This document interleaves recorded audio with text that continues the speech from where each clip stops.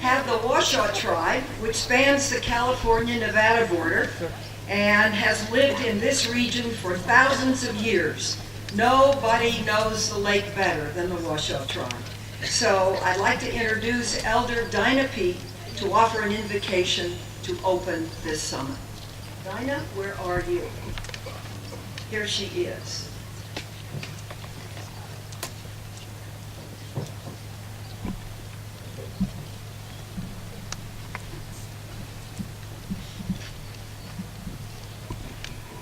Una meheshi mil kahamo anga wa tau aga miwi ida mogaya select.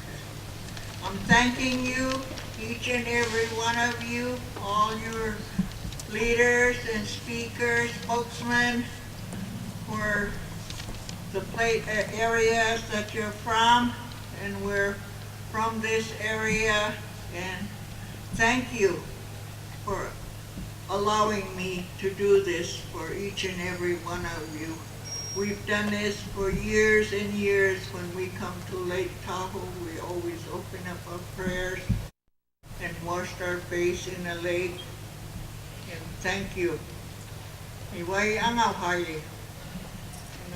I'll pray in Washoe, and this is our chairman for the Washoe tribe of Nevada and California. So I'm from the California side, he's from the Nevada side.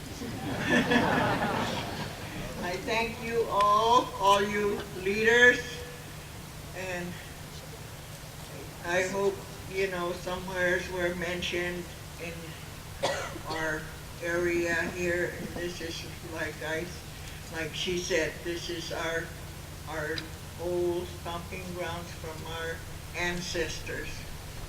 Thank you. Yasa inga, waringo ebe miken you God de go dis teatro. Leo iwiga wasukako, what with tesho. Iwi da gayake, iwi ga wasukako, is leo iwi wagayaya, leo hamo pa. Miken you God de go dis teatro. Leo iwi ga tukiti. Is leo kahamostot alihayas leo divyahati eza wa leo hamosok leo leka pola isa ida wagayaya leo iwi wagayaya letkisha la wa datumo wa imago iwi kawasukakam kahamostot alihayas kisa it kavigi kekele making you God the goy this I'm giving you praise and glory and thanking you. Amen. Amen. Thank you very much.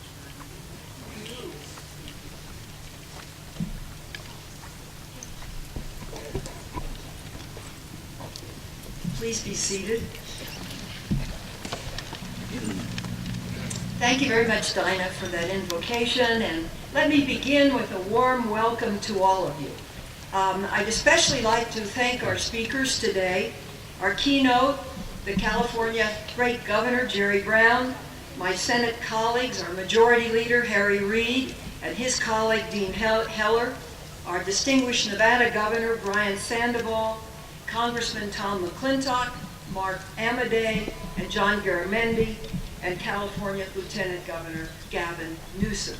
All of them are true champions of this great lake. So please give them a hand to begin our morning.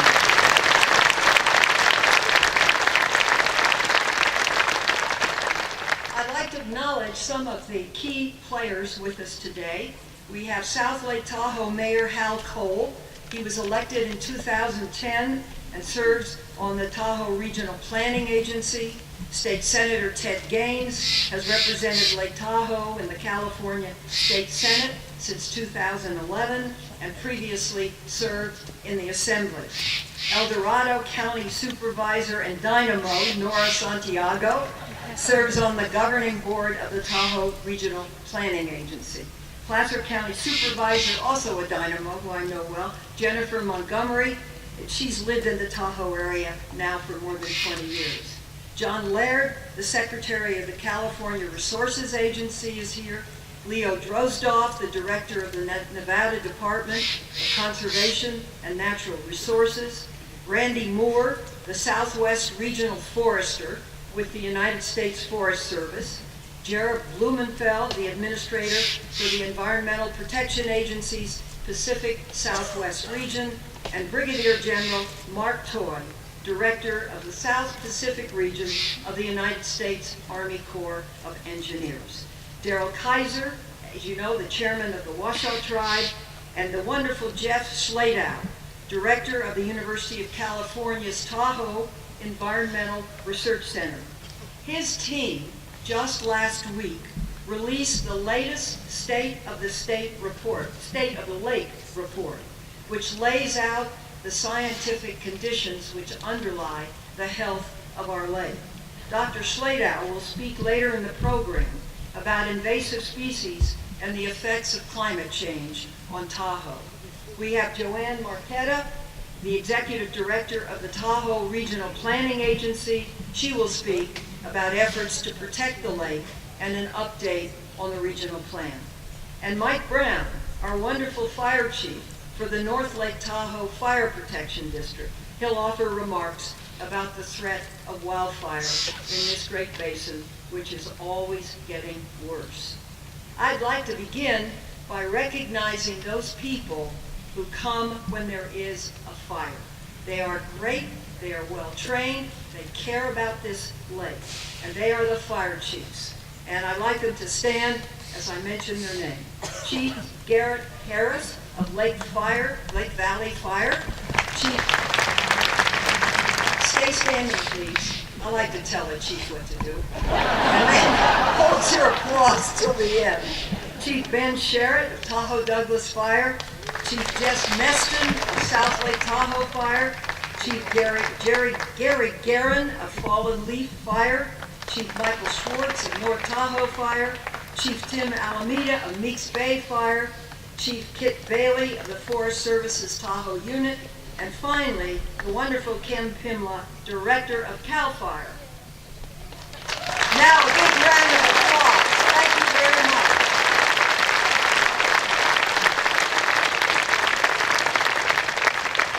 And they are sporting Hawaiian ties. I don't know quite why, but I like them.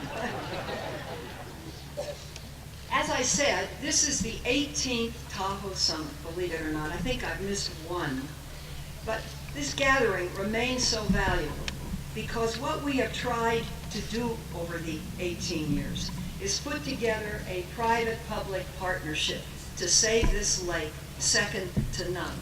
It all started back in 1997 when President Clinton visited Tahoe City and held as the first one on the Tahoe Commons Beach. And so the summit set the stage for the passage of our first Lake Tahoe Restoration Act, which the majority leader, Harry Reid, and I actually put together. And I first learned of his interest in the Lahontan trout, with his interest to save it at that time. So this bill helped direct a mix of federal, California, Nevada, and private dollars toward restoring and preserving the lake. Since that first summit, a total of $1.74 billion has been invested through the Lake Tahoe environmental improvement program. The federal share has been 576, these are rounded dollars, million. The California share, 655 million. The Nevada share, 113 million. Local governments have contributed, Norma, 74.9 million, and the share contributed by private companies has reached an impressive $323.7 million.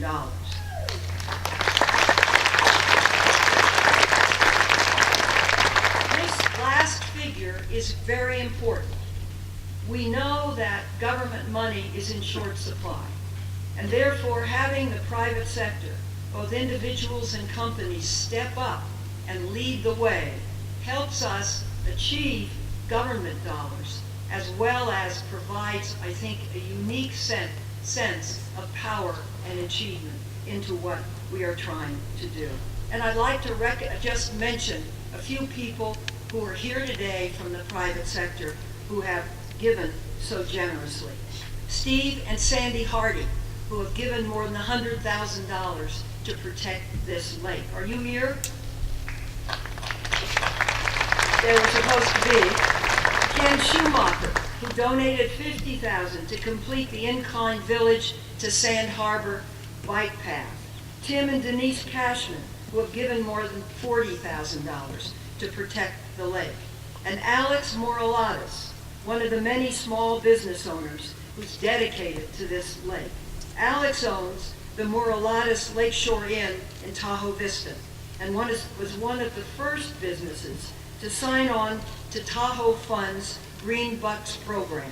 This innovative program allows customers to easily donate money to Lake Tahoe's restoration projects. And my friend Art Chapman helped found the Tahoe Fund. We had a dinner last night. They have raised some $750,000 to finish a trail, and that will be able to support a $12 million expenditure. These are just a few of private people who have stood up and have said, this lake is so special, the biggest clear lake in this country and the second biggest in the world, and we want to keep it that way. Let me just mention a few things that we've accomplished. First, water clarity. In 1968, water clarity of this lake was an amazing 102 feet. That meant you could see down 102 feet. Clear water. At the time of the '97 summit, it was 64 feet, almost half. And since then, we've seen some improvement, with lake clarity averaging 75 feet today.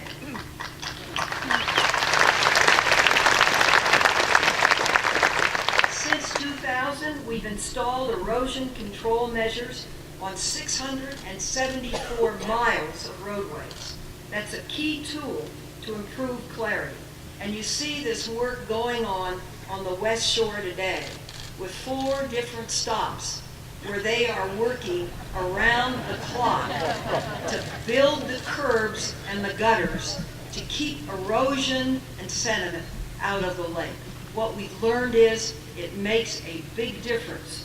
And the east side is in much better shape that way than the west side. So we're catching up and catching up fast. We've also made strides to prevent wildfire.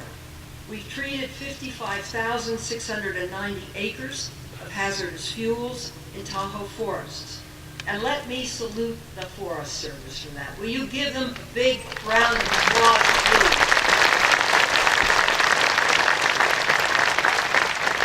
Since 2000, we've restored 20,000 acres of wildlife habitat. We've made public improvements. 2,500 linear feet of shoreline have been added for public access, with 137 miles of bike and pedestrian routes. We're using technology wisely, including mountaintop cameras to scan for fires and sensors within the lake to monitor water quality. Mike Brown, I understand yesterday there was a fire. It was hit very fast and put out immediately. and that's really the way to do it. Just 7 years ago, activity to control invasive species was essentially zero. And since then, 18,000 watercraft have been decontaminated, and we have successfully kept the quagga mussel out of the lake. The Asian clam does have a foothold, but we have treated more than 35 acres to remove this pest.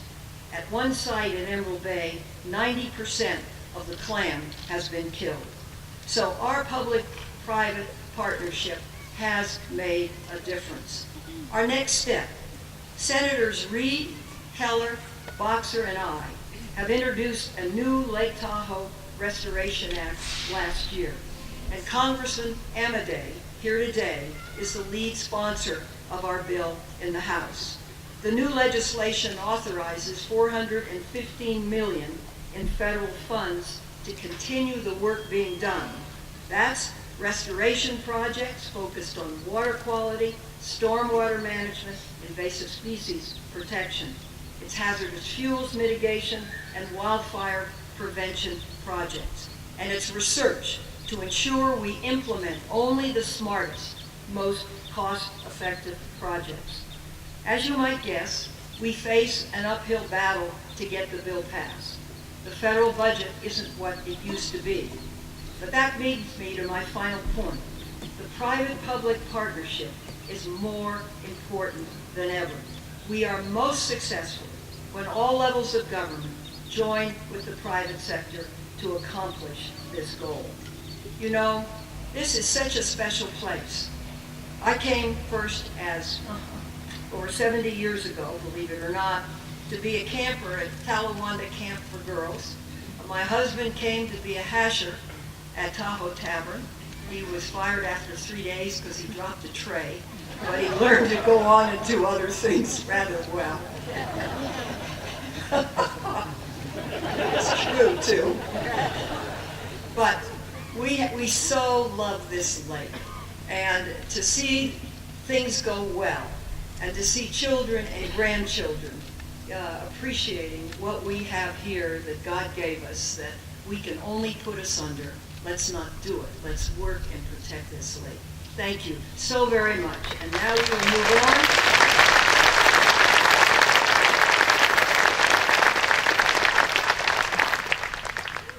I'd like to now recognize Senator Harry Reid. Senator Reid was first elected to the Senate in 1987. I won't. He said, skip all that stuff. I can stand up to him here. When not in Washington, he's an avid outdoorsman. And over the past 2 decades, his efforts have helped restore Lake Tahoe. He's been our leader. He gets our bill to the floor. I'm depending on him for this bill. And he created the Great Basin National Park, Nevada's only national park. And he also gets credit for creating our own Lake Tahoe Summit, and he brought Bill Clinton here in 1997. So, Majority Leader Reid, welcome and take over.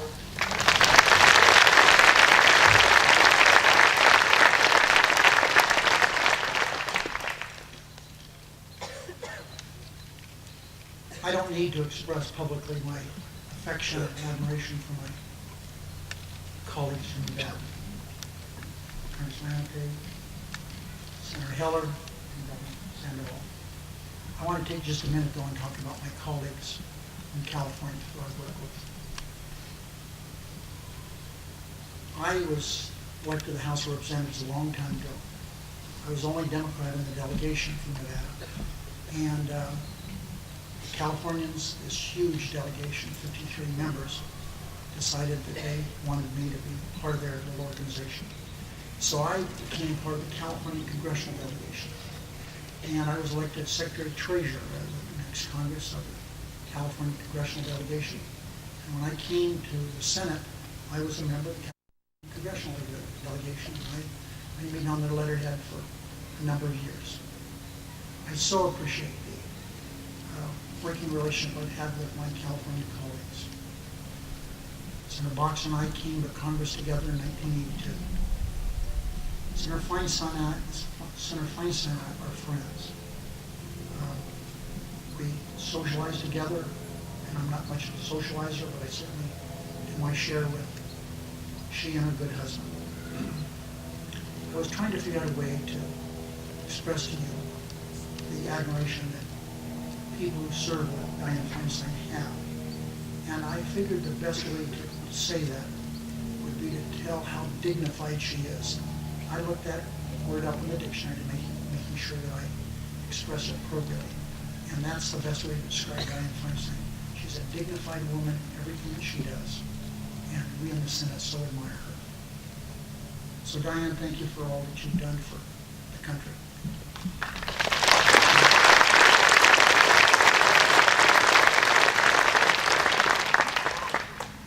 Governor Brown is a legendary political figure. He represents, as governor of the state, a state that has about 40 million people in it. It would be a decent, good-sized country. As far as the economic power that state has, it would be, if it were a country, it would be in the top 5 or 6 in the country for economic power. As far as my working with him, I so appreciate the ability for my being able to reach out to him.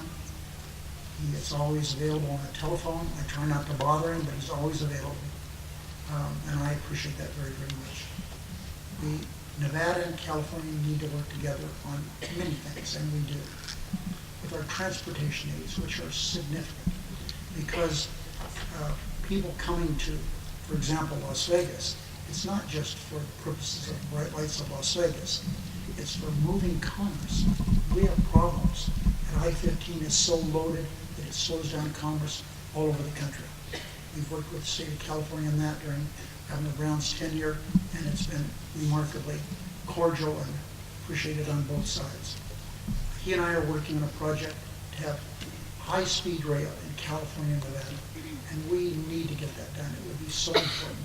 We're the only major industrialized nation that doesn't have high-speed rail. We have Amtrak, which is so antiquated. I'm glad we have it, but it's not what we need. So Governor Brown, thank you for all you do for Nevada. The country admire your work habits and your ability to move California. I think what has happened during his tenure this time as governor, look how the state has turned around with his leadership. And he really deserves a round of applause for that.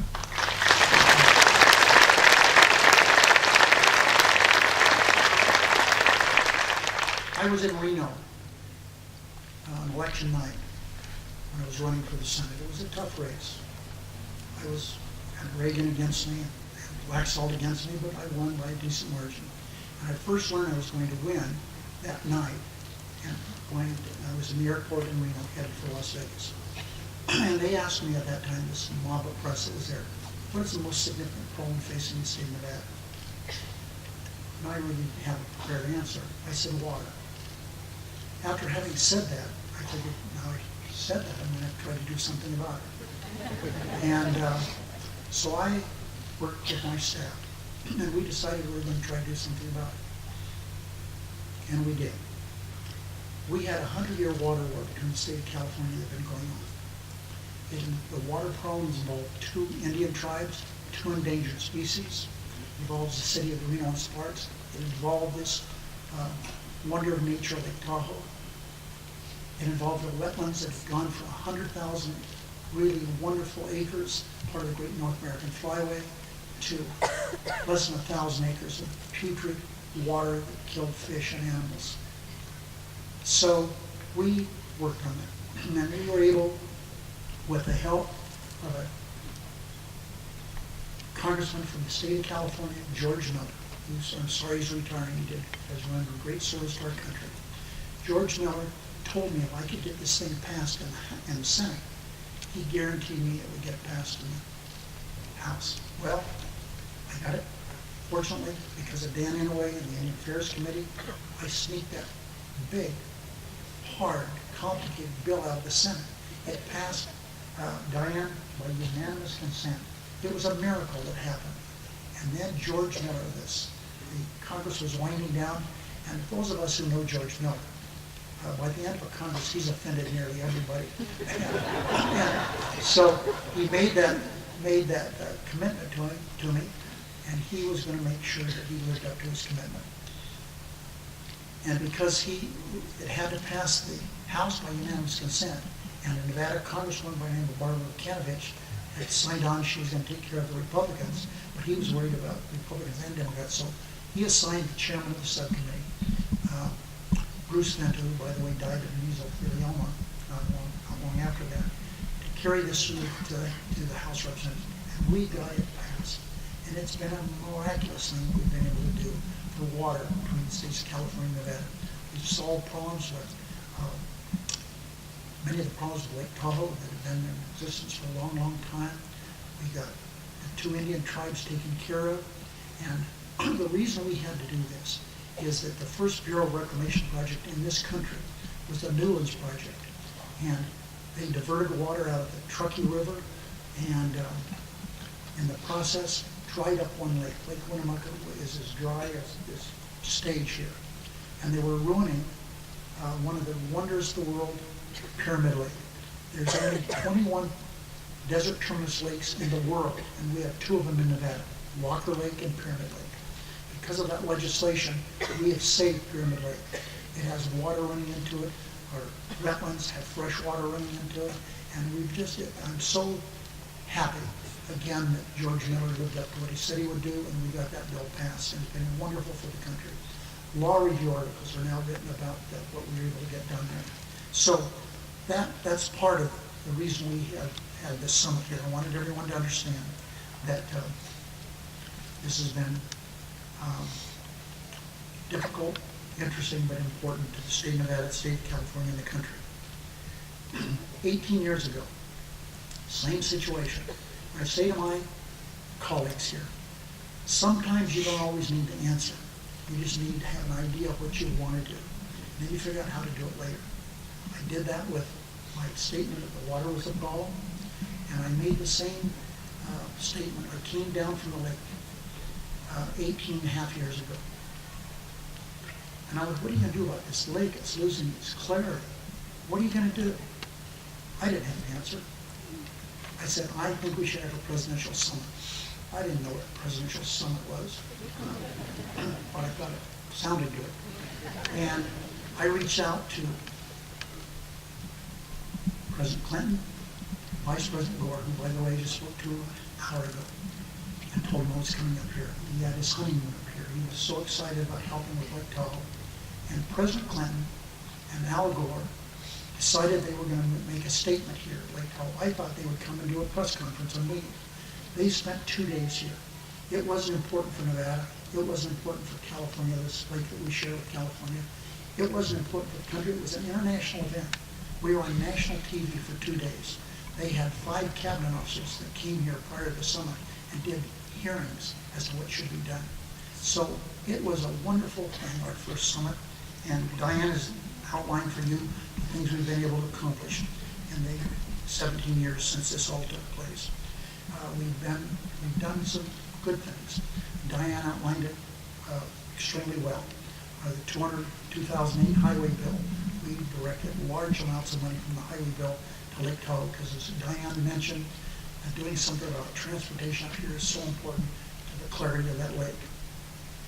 So I am very happy with the theme of this summit. Drought, wildfires, invasive species. They are ruining our country, and they're really trying to damage this great lake. I admire the work that all of you have done. Dianne's recognized a lot of you, but there are a lot of unnamed people who have done so very, very much. I'm grateful for having had the opportunity to be part of this. And as I close this, I look around this magnificent place, so far away from my home in Searchlight. Totally different part of the state of Nevada, different part of the country, but it's part of the state of Nevada. And even though we're in California today, we share this lake, as I've mentioned already once, the state of California. I look back at what Mark Twain said, and he was right. It's the fairest place in all the earth. Thank you very much.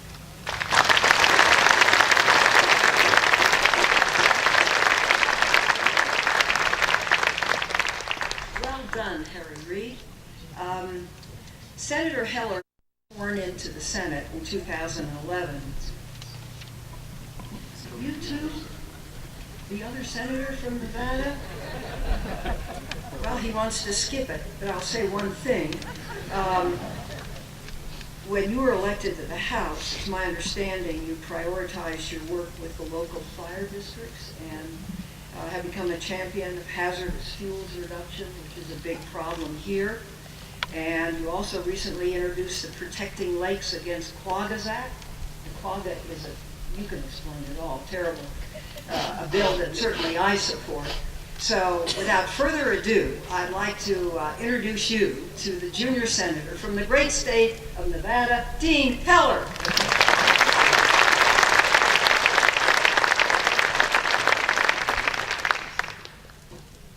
If I can for just a second give you a bit of history. In 1922, my great-great-uncle Walter J. Heller came in and conceived this piece of property. It's called the Heller Estate, and they called it Valhalla. Now, I wish that story was true.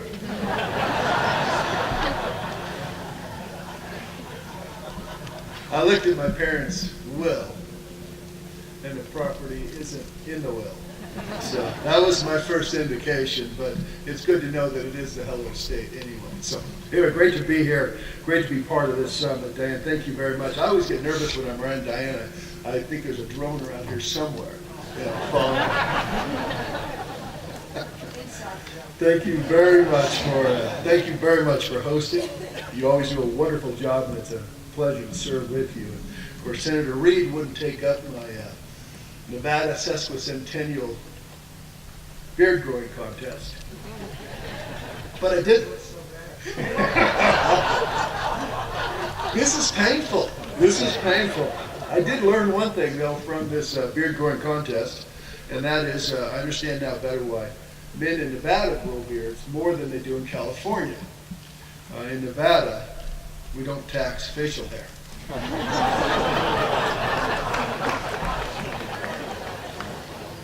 All right. No long speeches. You got plenty of people here, and actually I'm looking forward to our experts coming up. So thank you very much for being here, taking a few minutes. Your delegation works very well together. Very, very well together. And I am, of course, honored to be part of that team. Last month, my wife and I celebrated our 30th wedding anniversary. And I asked my wife, what do you want to do? What do you want to do? This 30 is kind of important. And the wonderful wife she is said, let's go on a packing trip up to Lake Tahoe. So instead of going to New York and seeing a show or going to Hawaii, whatever the case may be, she wanted to take our horses and our pack horse and go up to the crest and for 3 or 4 days and just look over this lake. And I'll tell you, it was incredible. It really was incredible. We started at Spooner Summit, we went up. We spent some time at Laxalt's place, and that is incredible. On the table on his property is etched in wood Ronald Reagan's signature. It's covered with. It's now covered with a plastic shield so that everybody has an opportunity to see that. If you haven't, I would urge you to do so. But think of the concepts that occurred on that property, including the bi-state compact that we have today between those two governors. And I'm here today to thank our governors for their hard work and effort on behalf of this lake. But to be up there to spend some time, to know that for generations, Native Americans, pioneers, explorers, even this generation has an opportunity to enjoy this lake. It's because of good governors that we have today and that we have had in the past. So we're fortunate as a people to be able to enjoy this lake in all its beauty that we see here today. Senator Feinstein, Reid Boxer, and myself work closely together.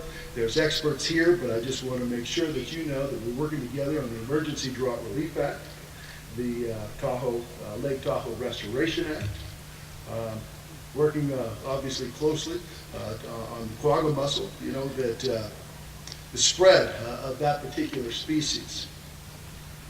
It wasn't until 2007 that they discovered quagga mussels in Lake Mead.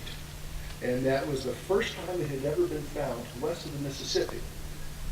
We've done everything within our powers, TRPA, every agency, every group here, and this delegation to keep quagga mussels out of this lake. And it's done a tremendous job. So I'm real pleased but it's going to take a lot of time and a lot of effort. The Emergency Fuels Reduction Act, Senator Feinstein said a little bit about that. These are the projects that together, if we work together, we can solve the problems here at this basin. I want to thank everybody for being here, both the private sector and the public sector. You guys do a tremendous job. I've served on TRPA for 12 years, Joanne, you know that. 2 years as the chairman. I've dedicated a large portion of my energy to what's best for this lake. I've been, though Walter Heller may not be in my family, we do have 3 or 4 generations of Hellers who have spent time up here at this lake, and there's nothing more important for long-term health of Northern California, Northern Nevada than the pristine nature of this particular lake. So thank you very much for having me here today, and again, Senator Feinstein, thank you very much for hosting this year.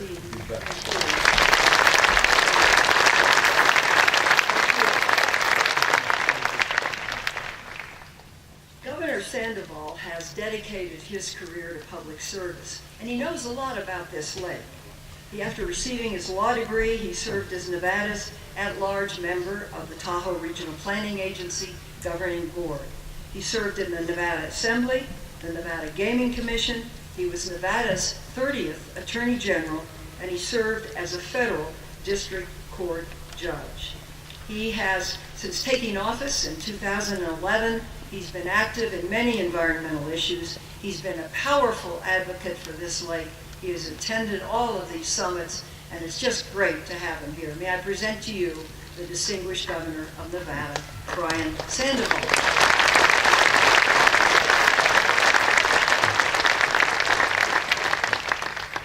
Thank you, Senator, and good morning, everyone. It truly is a privilege to be here. It's wonderful to be in the great state of California. It's wonderful to be here with my Nevada and California colleagues, and most especially, it's a privilege to be here with all of you. When I speak in Nevada, I often talk about the Nevada family. And as I sat here and looked out at the crowd here, I thought about we're the Tahoe family. We have the original members of the Tahoe family, the Native Americans. And all of us have that first memory like I do as a child attending 4-H camp at South Shore. That was my first introduction to Lake Tahoe. And everyone here has that first moment when they were hooked and they became part of this Tahoe family. It really is a privilege to be part of this summit. I recall as well 17 years ago, and while I was a member of the TRPA, having the ability to attend that first summit with Senator Reid and the President and the Vice President and everyone else was there, and all of you that were there as well. It really was a monumental time. Senator Feinstein, I want to thank you for choosing drought as your topic for this year's forum. And I want to thank you as well for your tireless efforts in Washington to address Western drought. I also want to thank Senators Reid and Heller and our congressmen that are here today working together on this all-important topic. Another memory that I have is 3 years ago in my first summit, we came across the lake in the Thunderbird, that wonderful boat, if any of you had a chance to see that. But if we wanted to do that this year, we couldn't, because she's stranded in her boathouse because of the drought. She can't even get out, and that's why, again, this topic is so important this year.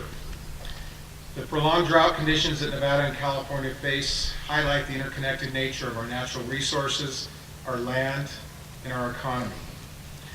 It's critical that we work collectively to address the drought's impacts and take measures to increase our ability to adapt both to the natural resource challenges we face in the near and the long term. Now, this summer I was honored to be elected to become the chairman of the Western Governors Association. And Governor, I want to thank you for your support on that. But the issue that we chose, or I chose, is drought. It is so important, and I wanted to choose a topic that complements what our federal delegation is addressing. Over the course of my chairmanship year, we will host a series of meetings throughout the West, focusing on drought's impact on tourism, agriculture, energy, and a forum on water availability and urban water planning. The outcomes and best practices generated by this effort will be compiled in a report presented to the Western governors at our 2015 meeting that will occur right here at Lake Tahoe in Incline Village. And Governor, I respectfully invite you to attend that as well. Now, as we all have had the opportunity today to travel around Lake Tahoe and we scan the shoreline, we see those wide, expansive beaches that shouldn't be there. The exposed piers like the one that is right behind us. This is all a result of this 3-year drought. And as these drought conditions continue, we know there will be more stressed and dying trees that elevate the risk of catastrophic fire. I had an opportunity a couple of weeks ago to spend some time up here and do some hiking, and hiked to Shakespeare Rock as well as the Snow Valley Peak. And when you get up there in the higher elevations, you can see the conditions. And I want to thank our firefighters that are here with us today, that put their lives on the line to preserve this and to preserve the health and safety for all of us. From the bottom of my heart, thank you all for what you do.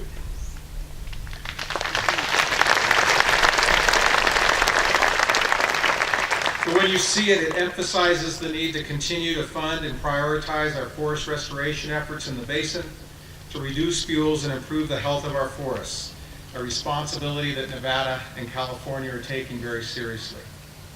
Nevada has been an active partner in the development of the multi-jurisdictional fuel reduction and wildfire prevention strategy here in the basin.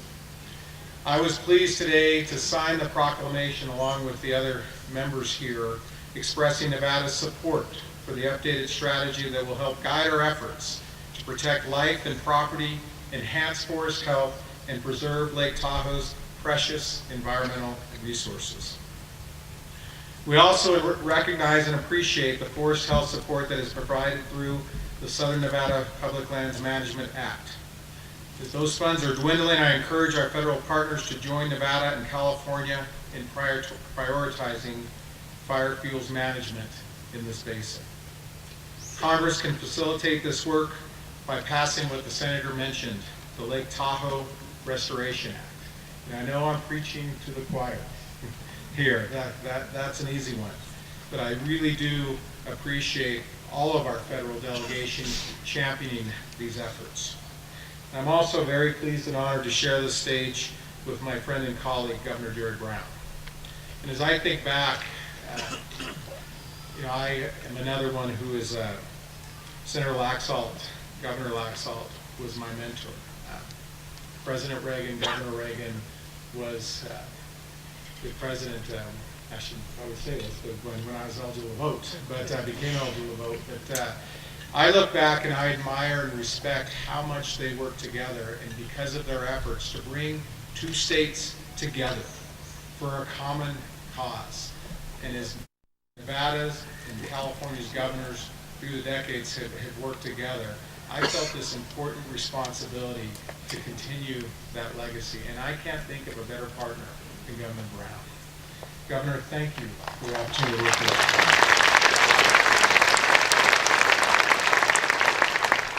you. And also, I think it's important that I call out John Laird and Leo Drozdoff. And the governor and I talk about these things, but they're the ones and their staffs who do all the work.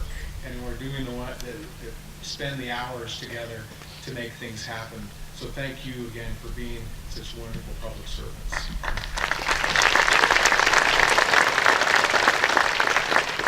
So in closing, I think, and I know that we're more engaged than ever. I look forward to the day as we move on and have the 20th forum and the 30th forum and the 50th forum. I want to make sure that we leave a legacy so that the future generations look back and see what we did, because this is going to be what we do today. These decisions we make are going to be the ones that are the foundation for what happens to this lake in the future. And I know all of you want the best for it and for that our children and our children's children to be able to say, as we have today, that they visited the prettiest place on earth. So God bless you, God bless Lake Tahoe, and God bless the great states of Nevada and California. Thank you very much.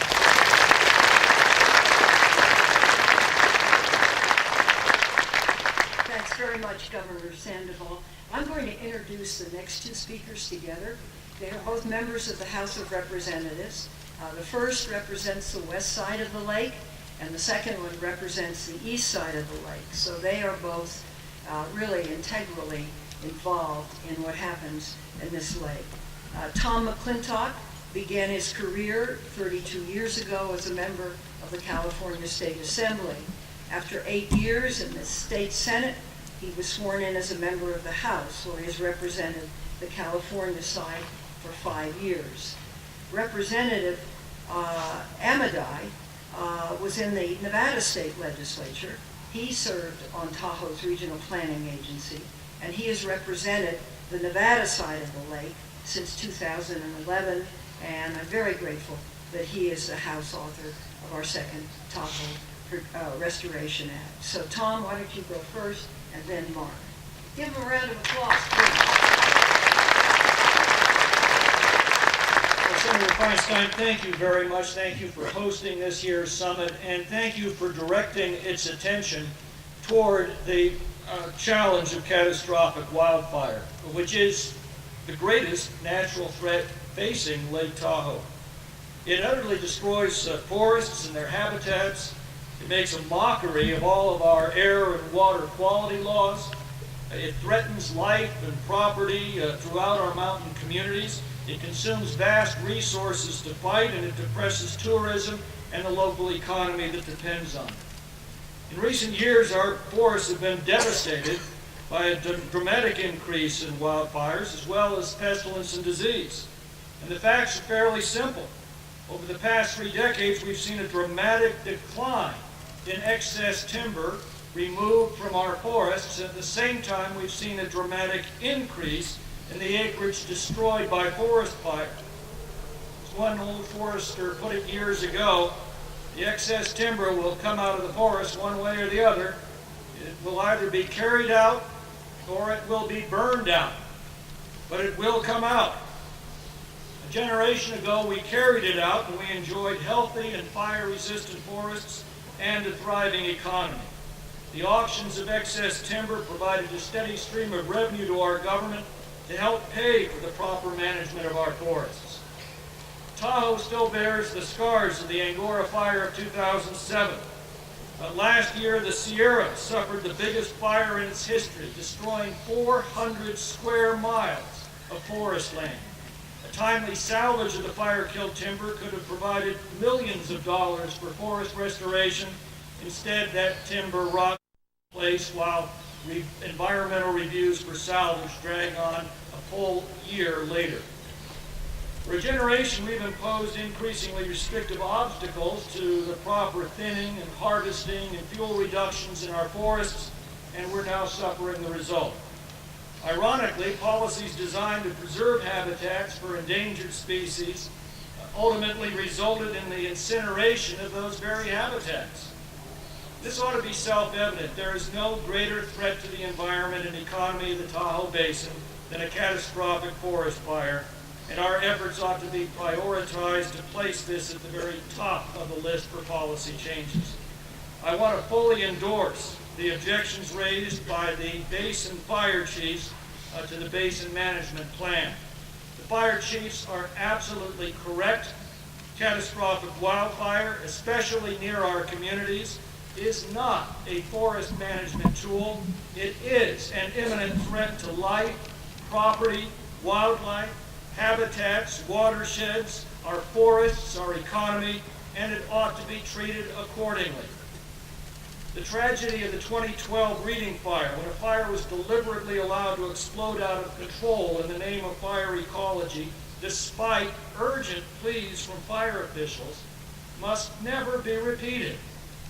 The right of homeowners to clear defensible perimeters established by fire professionals should be guaranteed. Excess marketable timber should be sold and removed from the forest with the proceeds used to provide for forest restoration and the reduction of our ladder fuels. The sale of excess timber and the use of biomass generation can substantially supplement the cost of fuels reduction, making the proper management of our forests cost-effective once again. The escalating cost of fighting fires should be treated as any other natural disaster and should not be funded by shorting our fuel reduction budgets. And while we're at it, isn't it long past time that the debts of the Nevada Fire Safe Council were paid and the federal bureaucratic pettifogging ceased so that the contractors in our fire protection districts can get back to their vital work? The Angora fire gave us a taste of the danger imposed by catastrophic wildfire. And again, I want to compliment Senator Feinstein for choosing to focus part of this summit on the threat that's posed. The policy of the last 30 years has failed and failed miserably. And the situation today cries out for return of the sound forest management practices that once minimized the risk of fire and maximized the health of Tahoe's forests, the safety of Tahoe's community, and the prosperity of Tahoe's economy. Thank you.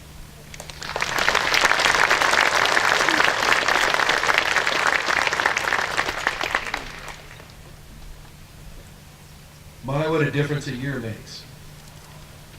Last year at Sand Harbor, former Vice President of the United States, Majority Leader of the Senate, and warm up so I can talk to you people. This year, I have to wait for everybody. Tom McClintock uses up all my time, so I have to go straight to what are your questions about Tom's speech. Seeing none, then I'll use the few remaining minutes as the pivot man in the Nevada delegation today.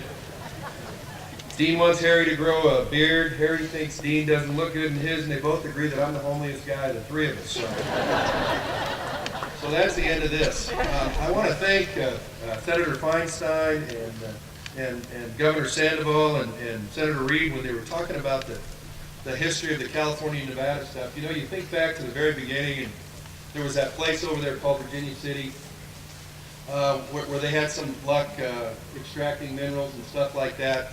They also had some luck kind of clear-cutting the forests of the Sierras, which obviously is part of what we're dealing with in terms of fuels management and forest ecosystem health and stuff still today.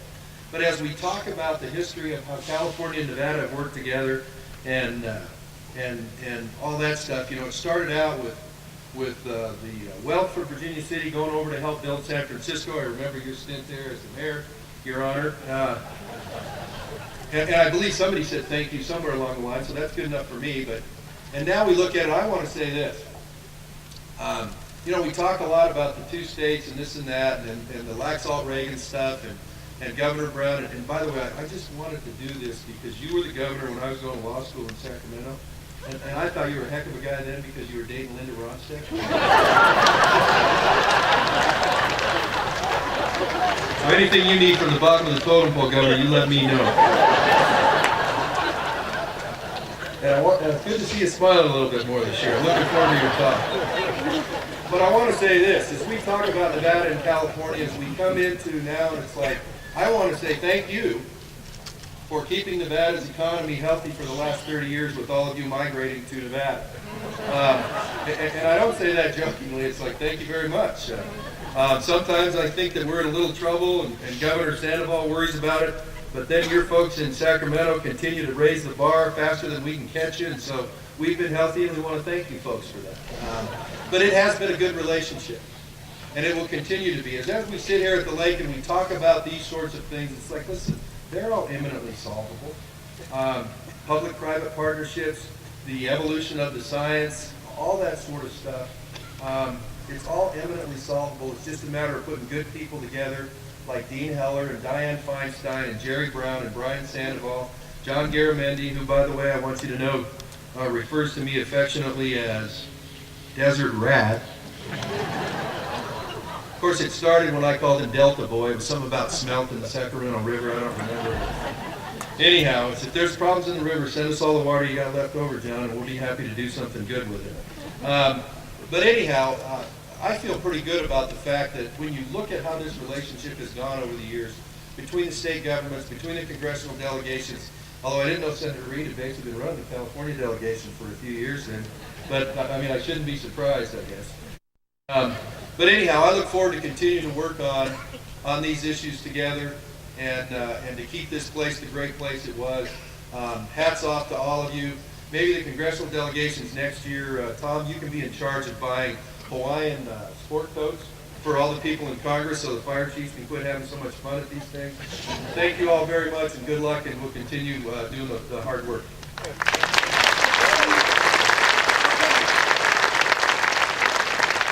Now, time is marching on, so we have 2 one-minute small speeches, and I would like to introduce to you a man who was Deputy Secretary of Interior under President Clinton, twice served as California's Insurance Commissioner, once as its Lieutenant Governor, and today Congressman Garamendi represents communities near Sacramento to the U.S. House of Representatives. He's a staunch advocate of the environment and a co-sponsor of Congressman Amadei's Lake Tahoe Restoration Act. 1 minute, John. I'm going to time you.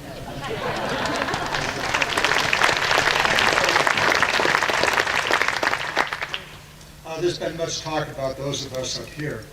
I know that for me, when I was growing up, I vacationed over at Elks Point on the other side of this lake. And on those crystal clear nights, there would occasionally be a meteor shower. And what you see here today is the bright light of those meteors in this audience. The men and the women that have shone so brightly to protect and to make sure that this extraordinary gem of the Sierra is here for future generations. And for those of you in the audience, you've had the pleasure of looking at the lake. We've had the pleasure of looking at you. And we know that each and every one of you, you are a meteor. You are a bright light shining upon this extraordinary place. And your light has provided the vision and the opportunity to pass on to future generations that the Washoe tribe knew for millennia that this is a very special place. It's a great privilege to be one of those lights through the years, like you, doing our thing to protect this lake. Carry on, shine brightly. Round of applause. You did it in a minute. And now, you know, once a mayor, also always a mayor. And it's a great privilege for me to introduce one of my great successors.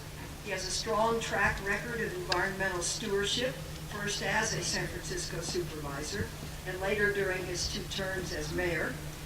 He's carrying those convictions to the Capitol.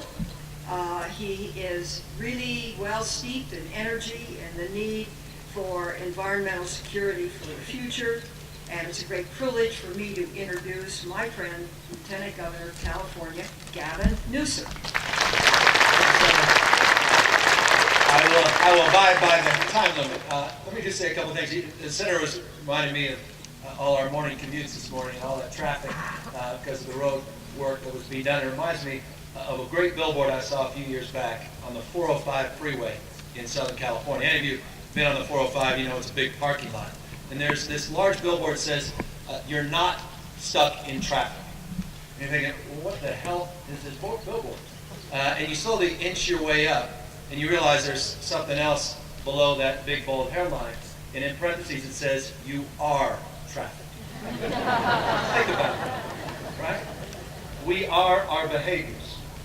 Society becomes how we behave. And I think the spirit that brings all of us here together is a recognition that we are all in this together. We rise and fall together. We're all going to experience the future. The question is, what kind of future is it going to look like? So what we're celebrating is 18 extraordinary years where people came together across their differences to reconcile those differences, to celebrate their common humanity, and to focus on the things that bind us together. There's no leak on your side of our boat. The fundamental value that we're celebrating here today. So I just want to recognize Senator Reid for his leadership, for his example, for creating the conditions that bring us here today, to Senator Feinstein for her faith, her devotion, her constancy, her love of Lake Tahoe, and all of our extraordinary natural resources. And finally, to all of you, thank you for recognizing this fundamental. The world as we know it is being inverted. The power is now going down to the local level. The capacity you have to step up and step in to do great things is self-evident. You've been doing it. And so I want to parrot a little bit of what John just said. Thank you for your leadership, for your stewardship, and your example as well. Thank you.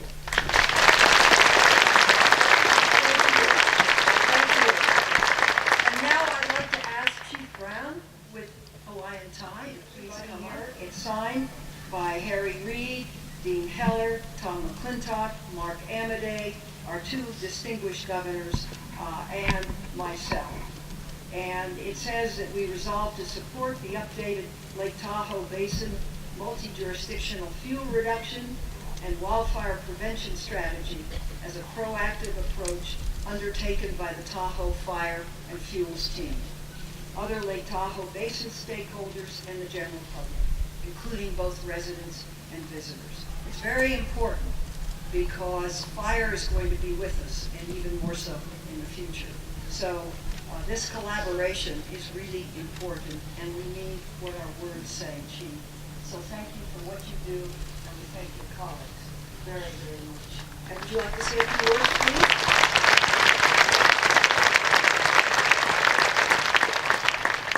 Well, good morning, and I must say that the 10-year fuel strategy would not have been successful if it hadn't been for our partnership with our federal partners. Nancy Gibbons here representing the U.S. Forest Service Lake Tahoe Basin Management Unit, and her staff, Kit Bailey, and several others that assisted with getting this done. We've got a lot of folks throughout the area that made this happen, both California and Nevada. And we hear about the combined efforts. I can't say that it really lives here in the Lake Tahoe Basin. Cal Fire, Nevada Division of Forestry, City of South Lake Tahoe, Meeks Bay / North Tahoe Fire Protection District, North Lake Tahoe Fire Protection District, Lake Valley Fire Protection District, Tahoe Douglas Fire Protection District, along with our state and local partners and the TRPA. We made this work. And it's like many other events here, it's a success because it's a combination of everybody that comes forward.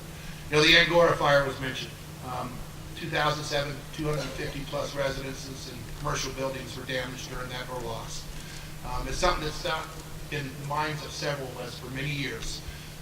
It helped us to set up a pathway to better educate our communities and also to take responsibility for what is ours. And that is taking responsibility for our properties to ensure we're managing them the proper way. That we're creating good defensible space around our homes, and that we're doing good fuels reduction work on our properties, whether it be state, private, or federal lands. So with that, we're very pleased to have the proclamation, to see the 10-year strategy come to where it's at today. We'll be working on our community wildfire protection plans throughout the entire basin, which are in progress right now, to do everything we can to help keep this lake pristine, keep the clarity issues as they are, but also to keep the safety of our communities and the members that visit and live here full-time around. So thank you very much on behalf of all the agencies that participate.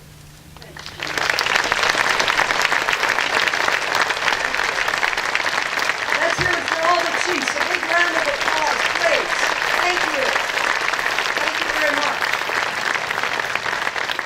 Next up is Joanne Marquetta, the Executive Director of the Tahoe Regional Planning Agency. She previously served as General Counsel for TRPA and has decades of experience in the areas of land use, planning, and environmental law. She's played a key role in the adoption and implementation of the regional plan update. And this update encourages greater participation from the private sector in efforts to protect the lake and creates incentives for property owners to make improvements to their homes and businesses. Joanne, very briefly, let me turn it over to you because we're running a little behind. Thank you, Senator. And as the messages here today attest, we do nothing in this basin without partnership. We have been running fast and furious at implementing the 2012 regional plan that we adopted on December 12th. Everything from the Bijou Water Quality Control Project, which is removing over 20,000 pounds of sediment from our lake, all the way up to the North Shore, where we're completing the project at the Kings Beach Commercial Core Improvement, we're beautifying the landscape, we're improving air quality, and we're removing in that project over 45,000 pounds of sediment from the lake. To the bike trails that we're now completing, over 6 more miles of the 137 miles of bike trails that we put on the ground since 1997, 6 more miles since 2012. Now, then again, every local jurisdiction in the basin is committing to its part to improve its communities, to commit to the environment. We have 2 successfully adopted area plans, and we have every local government around the basin committing to update their own plans. So all of this is coming together in just a few short years since we reestablished and reignited and reinvigorated the partnership of the delegation that's sitting behind me. Thank you to all of you for making that possible. And I want to note just one more thing on we're not just looking backward to what we need to accomplish, we're also looking forward. So recently, our aquatic invasive species management plan for the basin was approved, and the Fish and Wildlife Service representative who serves on the Aquatic Invasive Species National Task Force said it's the strongest plan in the nation and a model for the nation. So TRPA is proud to serve as a leader with our partnership of 40 other agencies in leading that program. We're doing what we need to do to make progress in this basin, and we're responding to the clarion call of responding to these new challenges. So thank you very much for giving me the opportunity this morning.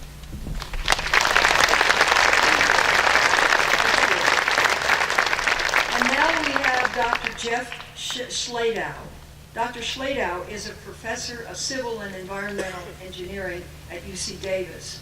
It was 10 years ago this month that he was named the founding director of the Tahoe Environmental Research Center. This is the center that conducts the scientific research that underpins so much of our restoration work here at Tahoe. And it's really important that the science supports what we do. For the last 8 years, Turk has produced the annual State of the Lake report, which is a summary, which I happened to look at yesterday, of exactly what has been happening this past year at the lake. So it's with great pleasure that I present to you for some of his remarks, and I hope we'll get to the mid part of the lake versus the shores, the very distinguished Professor Schladow.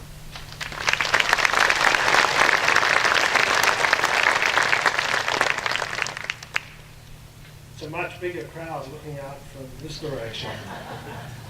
Thank you for the opportunity to be here. I really wanted to acknowledge all the scientists who work in the Tahoe Basin. It's actually one of the blessings of the Tahoe Basin that's rarely acknowledged, just how many scientists there are, the work they do, and just the vigor and the dedication they place on it. I went to a fundraiser last night. This was over at Sand Harbor.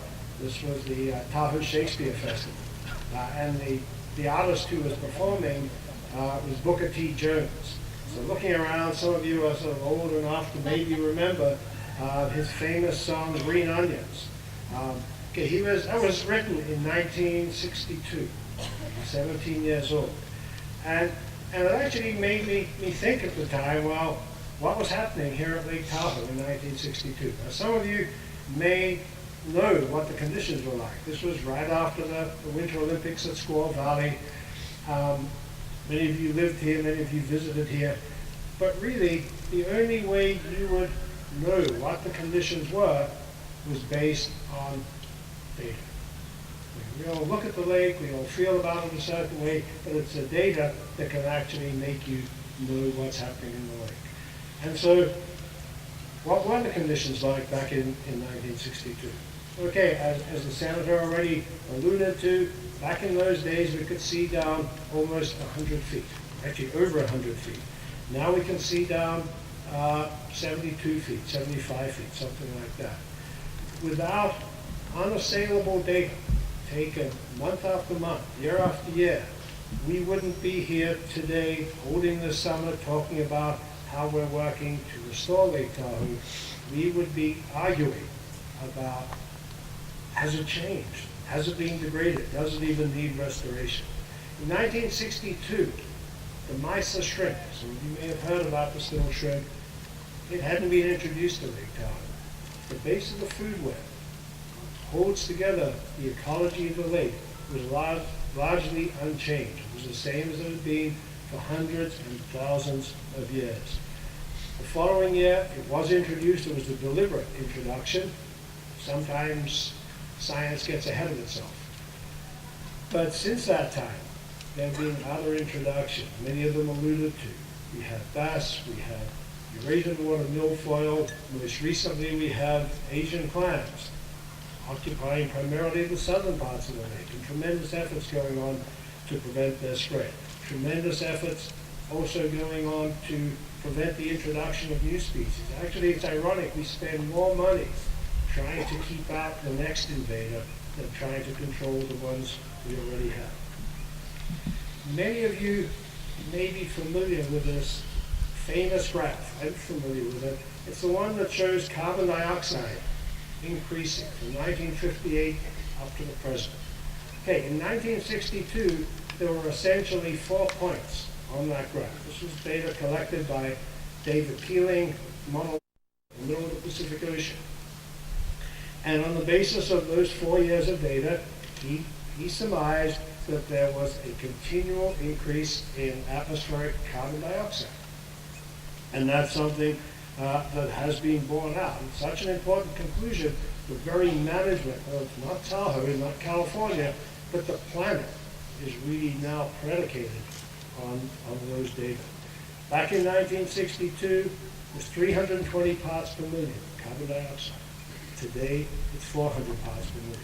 The real irony is that the following year, the National Science Foundation discontinued its funding. It basically said, well, what you're doing is pretty routine now. We get the picture. Thank you very much. Fortunately, other sources of funding were found, and that record continues. And a lot of what we do here, a lot of what's being done around the world is predicated on that record. It used to be really simple here. It used to be development, following the Olympics and Highway 80 and all that. Development introduced pollutants into the lake, and what we have to do is stop that. Stop that flow of pollutants into the lake. We now know that it's not that simple. Actually, it was probably never that simple. It was a delusion in a way. Along with development, there was climate change. There were new species deliberately, accidentally introduced to the lake that were changing the ecology day by day, year by year. There was the effect of wildfire. Sometimes wildfires in the basin, like the Angora fire, sometimes fires outside the basin, the rim fire, and this increasing number of fires throughout the West. I see 2 critical challenges, one for science and one for management. The critical challenge for science, even though we all come from our little silos and think our topics are the important ones, our critical challenge is to understand how all these drivers actually interact. How do we separate out the effects of fire from invasive species? Until we do that, until we can advise resource managers here about the combined effects, then in some ways we're missing the picture and we can't expect them to really understand the picture. The critical challenge for basin managers, on the other hand, is to find new ways to sustain the research that really has to be part of the restoration efforts. I'm not just talking about monitoring now. Monitoring is important, it has to be there, but collecting the time history of measurements is one thing. Actually thinking about what's driving that process is research. And that's a challenge to find out how to sustain it. Finally, back in 1962, Lake Tahoe was setting the standard globally for how science and management would start to interact.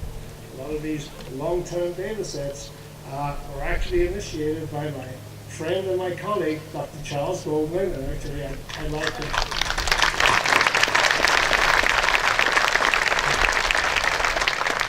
and people from around the world were looking to Lake Tahoe to see how is it that we are starting to get scientists and resource managers talking together. I think as we go forward from this day on, I think we have to try to reinvigorate that debate and in that way not only help Lake Tahoe's problems, but continue to set an example for the rest of the world. Thank you very much.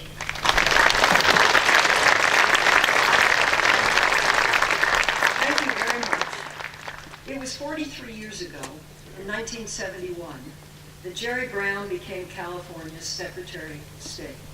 In the many positions he has held since then, as governor twice, mayor of Oakland, attorney general, and of course, governor again, and for this term and the next term, he has been a steadfast champion of the environment.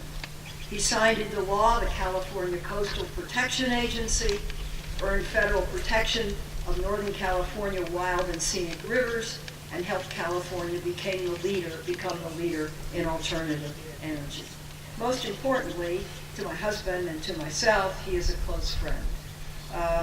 I had the occasion to marry he and Anne, and it was wonderful because both of us were worried that Jerry would become old, sick, alone, and single. And instead, he found this vibrant, wonderful woman to whom he's been married now for how many years? 9 years.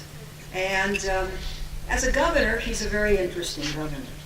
He negotiates with the legislature. It's not didactic. It's not the executive telling the legislative branch what to do. He'll call in the Republicans and sit down. He'll call in the Democrats and sit down. And he's just completed this process on a $7.5 billion water bond, which will be on the November ballot. And many people thought he could never bring the legislature together, but he did. And using this method, he did. He's a governor that took a huge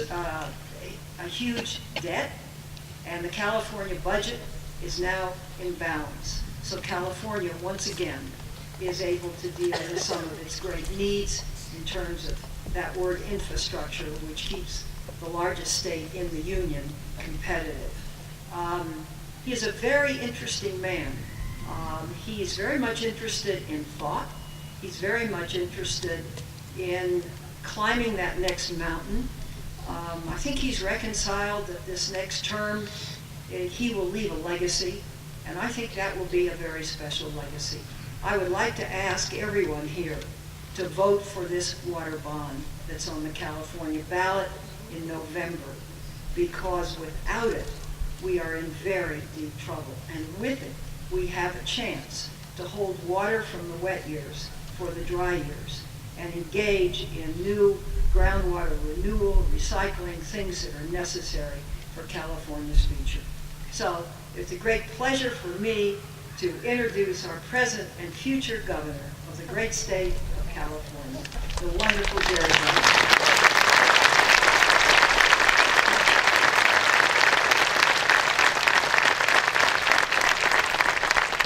Thank you, Diane. I accept the nomination.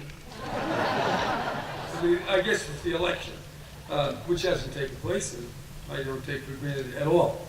But I'm sure glad to be here, and I really appreciate, Diane, all that you do to make these events happen, and all the people that keep joining you from both sides of the political aisle. And talking about that water bond, it is instructive. We're here gathered with both Republicans and Democrats, may I say some conservatives and some liberals, differences in opinion.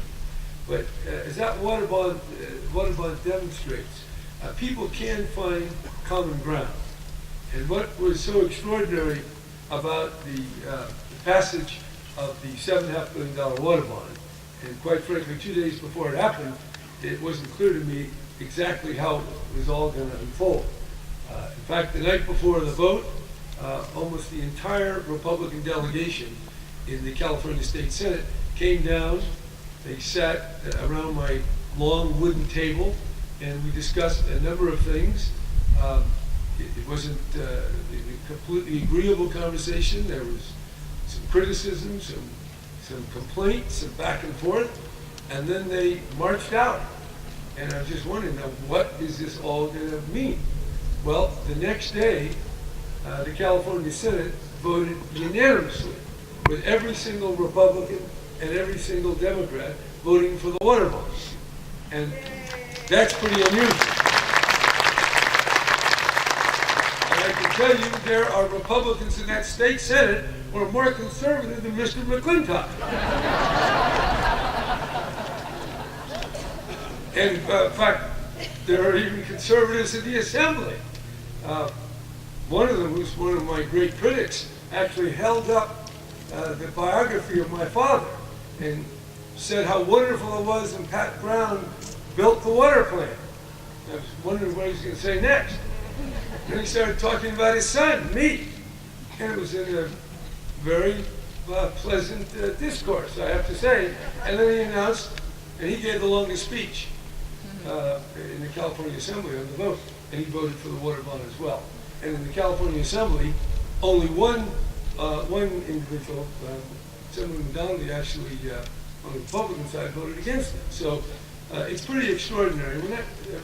And it doesn't mean that all the members of the California legislature are in agreement. There is huge disagreements between the representatives from San Francisco and the representatives who come from MoDOT, who represent Orange. Huge differences. And yet, when people talk together and spend enough time, and quite frankly, it doesn't happen overnight. The water bond was first passed several years ago and had a lot of pork in it, and it was it's over 11 million. But the fact that that was done then paved the way for what we were able to do in passing the second, much more trimmed down water bond. And so a lot of things have to come together. You have to have people of different points of view see the common ground. You have to have some external events like a drought, and a drought gets people's attention. And then you have to have a certain amount of failure, because failure, when rightly understood and rightly managed, can pave the way for success. Or another way to put it, a breakdown can pave the way for a breakthrough. And I've seen that. I'll put it another way. I've been down and I've been up. So I know how that goes. But the fact when something fails doesn't mean it's the end. Sometimes it's the end, but many times it isn't. And that's true of this water bond. That's true of Lake Tahoe. Things, this has been cooked up by President Reagan and Governor Laxalt. But then beyond that, there have been Democratic governors, there have been Republican governors. I remember back when I was governor the first time, we had to revise the TERPA, and a lot of hostility, a lot of finger pointing. They had signs out there on the freeway, in fact, denouncing the director of our transportation, which I won't recount all those stories. I'm sure Mr. McClintock has a full chapter because he sometimes writes about it.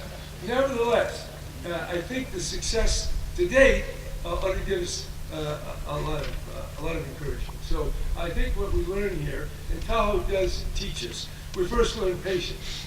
And that's taken me 40 years to learn patience. In fact, I ran for president after only 14 months as governor. I was in a hurry. But you know what? I've slowed down. I'm trying to slow the clock and just enjoy these whatever this decade is that I'm now in. I actually thought you'd get stuff done quick. And now I realize it takes 4 terms to get stuff done. Not 1, not 2, not 3, but 4. So patience. Things move slowly, and they have zigs and zags, and things do come together. And you have to work in collaboration. But for collaboration to work, there has to be clarity. You have to be able to see and try to understand. And I think being here amongst these trees, you look at this and you really got to see it. You take a look at that tree. How does it stand up? How did it get there? What's the biology of how all this works? And it's many different elements.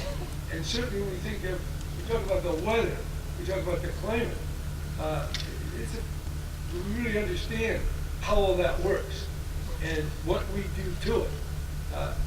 Having begun this program with a Washoe invocation, it brings to mind that there were people here for some scientists say for 12,000 years, and they were able to pass on what they had, and then all of a sudden the white man shows up, and it wasn't pretty. 85% of the native peoples were gone in a matter of a few decades. So disruption happens, unpredictable disruption. Certainly the native peoples didn't expect our ancestors, but we came. And so there'll be further disruptions, but we have to learn and we have to see clearly. And so clarity and also caring. We have to care enough you can see, and you can see what you have to see. And certainly in California, when there was just a few million people at the beginning of the 20th century, now we have 38.5 million. The world, I remember when I was in the Jesuit seminary in 1956, we were sitting on the hills of Los Gatos, looking over the hillside, and we were talking, I was talking with a fellow novice, and I asked him, how many people live in the world? And this guy said, about 2 billion, maybe 2.5 billion, that's about it, maybe about 2.4 billion. Well, that was 1956. Now there's 7.2 billion, and we're going to 9 billion.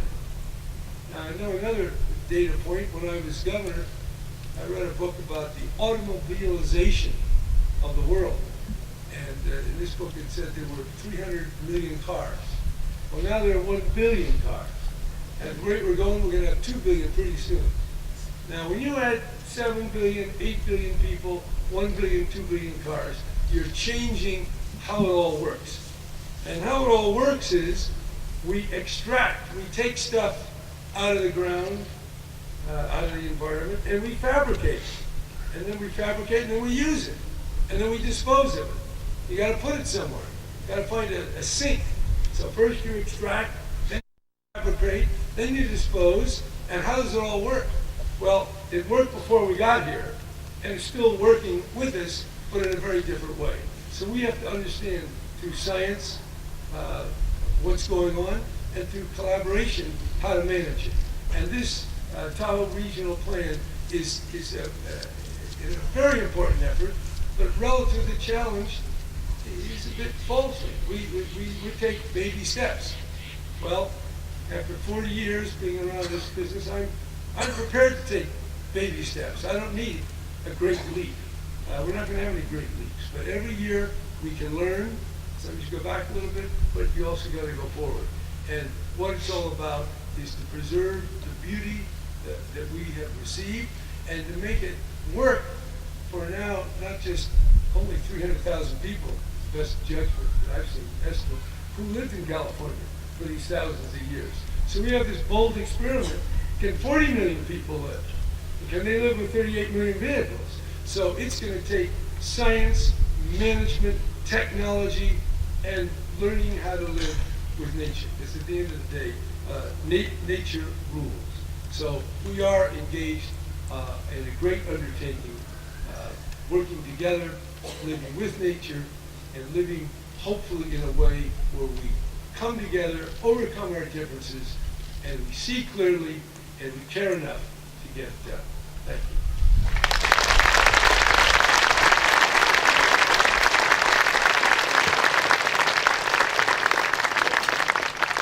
Ladies and gentlemen, that is the end of this summit. I want to thank you again on behalf of everyone on this podium for being here. This is an open process. Please help. We can save this lake. Thank you and have a great year. Thank you very much.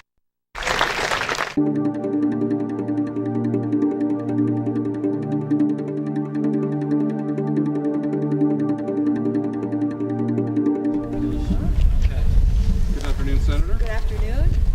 And your position on the salvage logging on the rim fire. Well, I actually agree with Congressman McClintock about that, and we've tried to be helpful.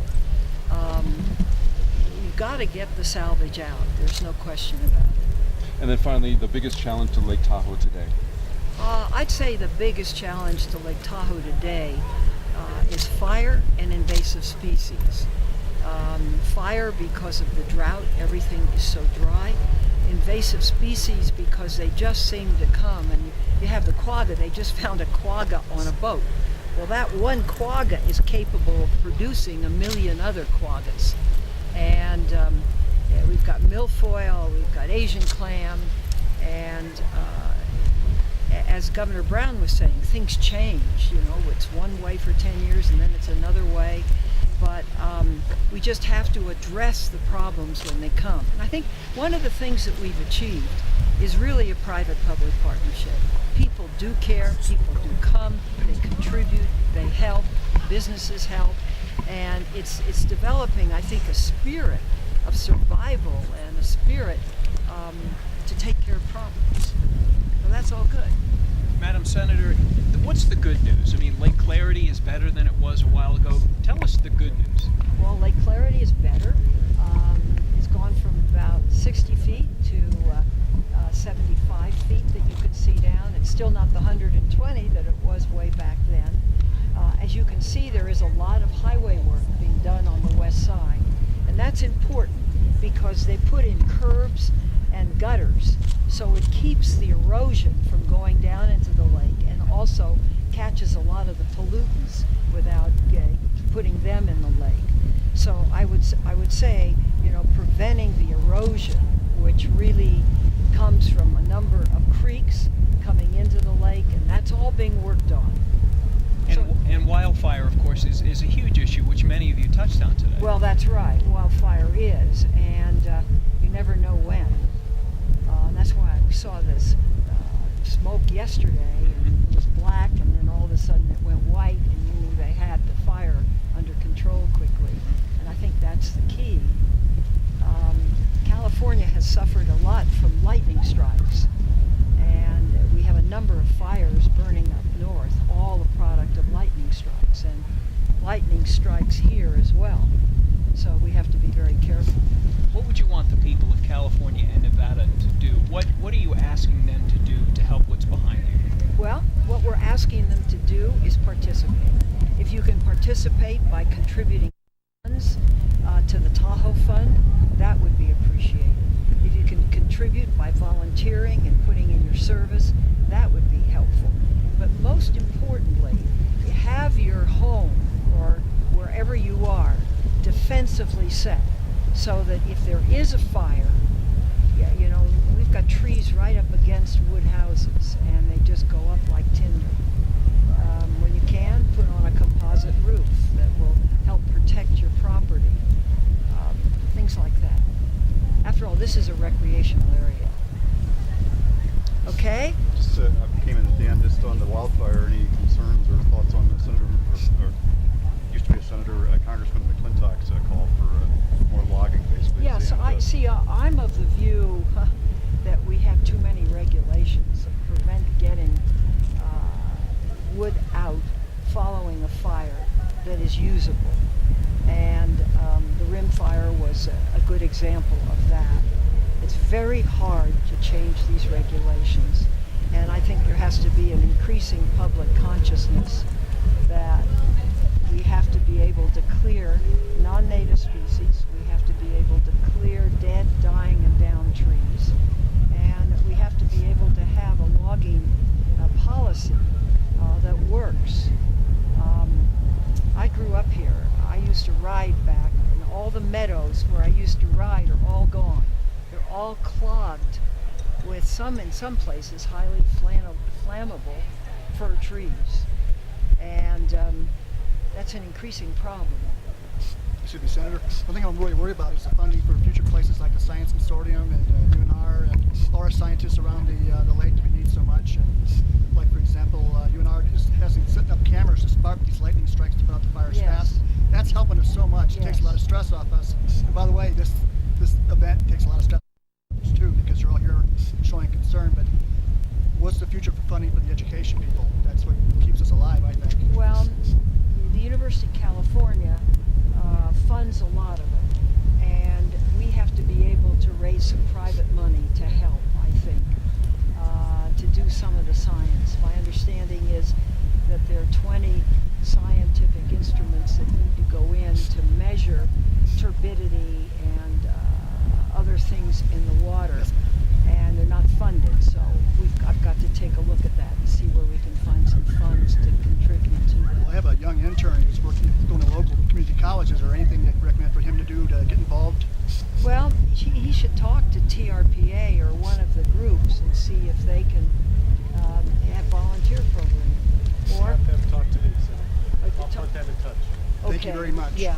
Thank you, Senator. Thank you. Senator. Thanks, everybody. Talking to the leader on relations with the president and Congress. You had a bond, a water bond that was going to go nowhere at $11 billion, and he sat down and essentially negotiated with the legislature back and forth, and he got a very good result. I think there was only one no vote in both houses. That's amazing. But is the president doing enough of that, or does he need to do more of that? Well, look, the president gets not enough criticism. He's not going to get it from me. This is a very hard time. There's a problem a day, and it's huge. You've got problems all over the world. You've got Iraq, you've got Syria, you've got North Korea. You've got this ISIL group now, which is a tremendous national security threat to us. You've got deterioration in Libya, and it goes on and on and on. And then here you've got problems as well. So it's kind of a new problem every day. So his life is busy, and I think we want to help him every way we can. Obviously, we don't always agree. That's what makes horse racing. Right. You were making the analogy though of Governor Brown and small groups and sitting down informally. I mean, is that in different styles of lawmakers? Yeah, well, Does he have that style, or is that not his style? I can't tell you about his style. He can tell you about his style. All I can say is I think he is well served by the more communication he has directly with members. By picking up the phone and saying, look, I'm doing this, I need your help, will I have your help? We heard from Mr. McClintock about the restoration. Yeah, and I have to agree with him. On the timber, yes. I think you have to pull out timber faster, and particularly dead, dying, and down timber. You have to remove fire ladders. You have to clean out our forests, because otherwise they burn. He also says the restoration bill should be smaller and not include much other than that. Well, yeah, I know that, but it's essentially around $450 million federal dollars. That's it, and we'll see what we can get. And it's broken down into a number of different categories. Do you suspect that it will be that would eventually? Do you suspect that something will eventually pass that is smaller, or do you think it's all or nothing? I hope it'll pass as is. That's my goal, and that's what we're trying to do. Wait, your thoughts about prospects in the House? I think prospects in the House. I think we can get it passed. We'll see. Is there any link between how Brown was talking about his drought negotiations and what's going on with the preservation or the restoration bill? Well, with the drought bill that we're doing with the House now, well, what we have right now is we've put together a proposal which has gone to the House. There's discussion back and forth. Obviously, this is a hard time. These are not easy things to do. And so we're calling in the various departments, talking to them to try to see, to zero in more narrowly of what's possible. Now, you can't make water out of nothing, and you need water. So there is no perfect answer to the kind of drought we have. Okay, guys? Thanks. Right. Hi, I'm Michael Smith. I'm here at the Presidential Summit at the beautiful South Lake Tahoe, and my good friend Gavin Shields has been helping today, and he just got asked by the Senator Feinstein to help out as an assistant. Yes, we just got done with an amazing interview with many different people who are all contributing very greatly to the clarity and the full-on restoration, economic sustainability with Lake Tahoe. Many senators, governors, people that are very high power over here right now. I just got approached by the actual deputy state officer of the state of California for help and things like that with the TRPA, Tahoe Regional Planning Agency, and to be deciding how these things are going to be happening, with how these people in the high power are going to be helping out with our community. They are taking huge donations. That is one of their things. The other thing is that they are totally motivating everybody here. They're motivating the people of the community. They're motivating the people who are interested in helping out Lake Tahoe, and they're just basically here to make sure that we know that they have our backs with this, and that they care about the place that we live in just as much as they do, even though they do not live here. So we just got done interviewing the actual senator, Dianne Feinstein. She's an amazing woman, and she just answered a lot of our questions about the how the public and how we can get involved and things like that. Soon we're also going to interview an actual scientist from UC Davis. He's going to be explaining to us what actually they're doing at UC Davis to research what needs to be done at Lake Tahoe. And that's really what we're interested in, is actually getting down to the nitty-gritty, getting the data, getting the facts, and finding out how what we've done is actually affecting it in a positive, and what more we can do, such as picking up our beaches, picking up any garbage that might wash up. Also, we're looking at what we can do to pick up the major majority of things, of invasive species that are in our lake right now, infecting things that are not supposed to be there. So that's what we're going to do pretty soon. We're waiting for people to come over, and we're going to see if we can get some more interviews going on. You said it all, sir. Thank you very much. All right, sweet. Help out our Invasive Species Act down here in Lake Tahoe. Well, we've been planning and monitoring and implementing a lot of the strategies for controlling Asian clams. So one of the things we've been doing is placing these rubber mats on the bottom of the lake. What that does is cut off oxygen to the clams and causes them to suffocate. So we've been involved in monitoring the progress of the project. We're also looking at conditions in the near shore, things like the amount of algae, the amount of clarity reducing substances. We're working in partnership with people all around the lake, putting new instruments into the lake. We call it the Near Shore Network, and we think this is really going to be a whole new generation of knowledge that's coming forward out of this. Perfect. So you're saying substances are actually going to be taking the algae out, or decreasing the algae plumes? Not, well, we have instruments to measure the algae, but say some of the invasive species, they remove some of the algae, but then the nutrients that they concentrate give us different kinds of algae. So what we want to understand is how the whole system is working and how invasive species are changing the ecosystem. Okay, all right. Thank you very much, Doctor. Okay, Appreciate great. it. Thank you, sir. Nice seeing you again. Name's Gavin. Hi, Gavin. How are you? Doing good. So we understand from the interviews that we just had that there's a lot of procedures that are going on to change the way that the lake, the clarity, and trying to upkeep everything, trying to make the people in the community more aware as to what kind of a lake that we have here and what we can do to better sustain it. So what can you tell me about as far as things that you know that people are doing to better sustain the economy we have going on here at Lake Tahoe? Well, if I can speak a little bit, because you brought up the speeches, and can I bring up the alternative? Yes. Because you mentioned the sustain. I took a little bit of exception to Representative Clintock's comments. Oh yeah. Particularly since they involved, let's get rid of the trees so we can invest the money in forest health. Well, how exactly do you do that? Cut the trees down, sell them to somebody so that we can invest in forest health. That's fundamentally a non sequitur. It is. It did not make any sense. So I thought I would start with that. Yes. Does that answer your question? Or that right there is a very good point, because that did not make any sense to me either. So my whole thing is that why would we do that as far as wanting to keep our trees the way they are, and wanting to actually propagate them? Why would we do that?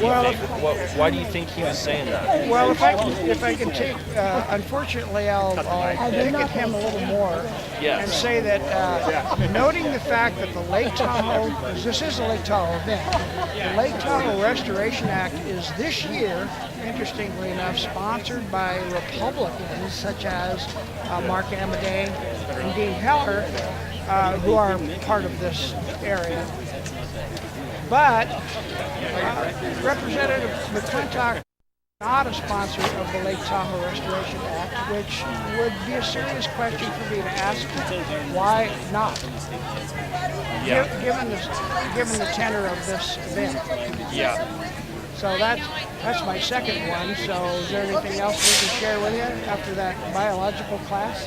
Yeah, seriously. And well, yeah, given the common sense of us actually wanting to sustain instead of cut down and things like that, then I'm thinking, with the drought coming and the bugs are going to be getting into the wood, the trees even more, because the trees are not going to have enough water to produce enough sap to keep the bugs away. So that type of thing right there, that raises red flags to me of why we would want to harvest them more. Well, at your age, it's right to have red flags and then find out more and more about these things. Take care, John. So you're saying that it is good, that we should harvest these trees? No, I'm not. I'm all about forest health. 18 years ago, which is a big portion of your life, I was actually on the forest health panel of the very first one with Clinton Gore and Secretary of Agriculture. So for me, the sustaining part, I think it was Governor Brown actually that used the word, one of those, it was dark in there, you couldn't see who was speaking, the word condition. And you're basically correct. The red flags, if you note the red flags and then you want to find a reason for them, it's because the global sustainability terms, it's the conditions that are changing, not this tree or that tree or this plant, because each scientist will focus on their specialty, this plant or that tree or this or that. But it's actually the conditions that the system is in. So as the system conditions change, beetles will infest a tree more because they're doing just what comes naturally. It's not infestation. I don't like those words. They're not terrorists. When the conditions change, they change along with it, which has been going on for millions of years, not the 100,000 that we modern men, quote unquote, have been here.